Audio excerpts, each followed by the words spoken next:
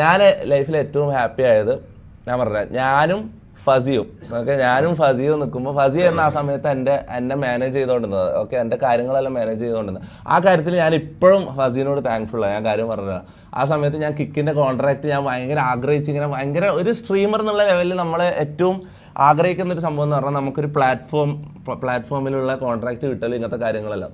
Okay, ആ സമയത്ത് ഞാൻ ഏറ്റവും ആഗ്രഹിച്ച ഒരു സംഭവം ഇങ്ങനെ ഒരു പ്ലാറ്റ്ഫോമിൽ പോയിട്ട് സ്ട്രീം ചെയ്യാന്നുള്ളായിരുന്നു. അപ്പം ഫസിയായിരുന്നു ആ സമയത്ത് എൻ്റെ മാനേജ് ചെയ്തുകൊണ്ടിരുന്നത്.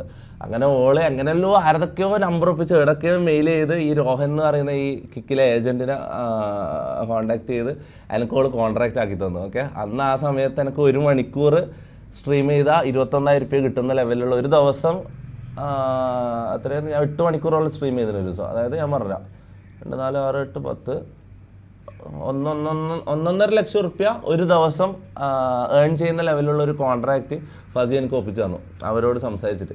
അന്നത്തെ ദിവസം ഇങ്ങനെ ഫസി എന്നോട് എല്ലാവരും അവിടെ ഇരിക്കുമ്പോൾ പെട്ടെന്ന് ഒരു സംഭവം ഉണ്ട് നട്ടോൾ ഇങ്ങനെ മെയിൽ വായിക്കാന്ന്, we are happy to welcome to you to kick എന്നൊരു മെയിൽ ഇങ്ങനെ വേണം എൻ്റെ മുന്നിൽ നിന്ന് ഇങ്ങനെ വായിക്കുക. മനസ്സിലായി, അതായിരുന്നു എൻ്റെ ജീവിതത്തിൽ ഏറ്റവും ഹാപ്പി ആയിട്ടുള്ള ഒരു മൊമെൻറ്റ്. ഒരു സ്ട്രീമറിനെ സംബന്ധിച്ച് അങ്ങനെ പ്ലാറ്റ്ഫോമിൽ ഒരു കോൺട്രാക്ട് കിട്ടാന്ന് പറഞ്ഞാൽ നിങ്ങൾക്ക് ഒരിക്കലും മനസ്സിലാവില്ല. അത് നിങ്ങളൊരു സ്ട്രീമർ ആയി കഴിഞ്ഞാൽ മനസ്സിലാവും. ഓക്കെ, ഈക്വല്ലാം നീ എല്ലാം എക്സ്പീരിയൻസ് ചെയ്യാൻ പോയത്. ഓക്കെ, നമ്മളത് കൺഫേം ആയി കഴിഞ്ഞാൽ നീ എല്ലാം എക്സ്പീരിയൻസ് ചെയ്യാൻ പോയാ. ഇക്കൊല്ലം പിന്നെ കിക്കിൽ കോൺട്രാക്റ്റിലും ഭയങ്കര ഇടങ്ങാറാ, സംസാരിച്ചത് ഇതാക്കി സെറ്റാക്കി കോർപ്പറേറ്റ് കമ്പനി അല്ലടാ. അതാണ്. അപ്പോൾ അതായിരുന്നു എൻ്റെ ഏറ്റവും ഹാപ്പി മൊമെൻറ്റ്. നിങ്ങൾ പറ.